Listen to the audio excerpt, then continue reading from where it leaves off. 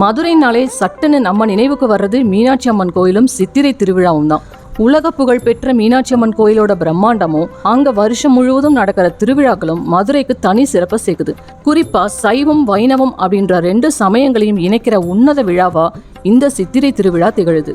மீனாட்சி அம்மன் கோயிலோட முதல் 10 நாள் உற்சவங்களும் அதை தொடர்ந்து அழகர் கோயில்ல 10 நாள் உற்சவங்கள் அப்படின்னு மொத்தம் 20 நாட்கள் மதுரையே விழா கோலம் பூண்டு காணப்படுது. அதிகமான நாட்கள் நடக்கிற இந்த சித்திரை திருவிழால நாள்தோறும் சிவபெருமானோட திருவிளையாடல்கள் நிகழ்த்தி காட்டுறதோட மட்டும் இல்லாம தினம்தோறும் அம்பாளும் சுவாமியும் பல்வேறு வாகனங்கள் எழுந்தருளி வீதி உலா வராங்க. உலக புகழ் பெற்ற இந்த விழால லட்சக்கணக்கான பக்தர்கள் கலந்துகிட்டு சுவாமி தரிசனம் பண்ணுவாங்க. இந்த வருஷம் ஏப்ரல் 19ஆம் தேதி கொடியேற்றத்தோட தொடங்குற இந்த விழா பட்டாபிஷேகம், திருக்கல்யாணம், தேரோட்டம் அப்படின்னு தொடர்ந்து விழாவோட சிகர நிகழ்ச்சியான கள்ளழகர் வைகை ஆற்றுல இறங்குற வைபவத்தோட மே 1ஆம் தேதி நிறைவடைய இருக்கு. மீனாட்சி அம்மன் திருக்கல்யாணமும் சித்ரா பௌர்ணமி அன்னைக்கு பச்சை பட்டுடுத்தி தங்க குதிரை வாகனத்துல அழகர் மலையிலிருந்து கள்ளழகர் வந்து வைகை ஆற்றுல எழுந்தருளக்கூடிய நிகழ்வும் தான் இந்த சித்திரை திருவிழாவிற்கே தனி சிறப்பை சேர்க்குது.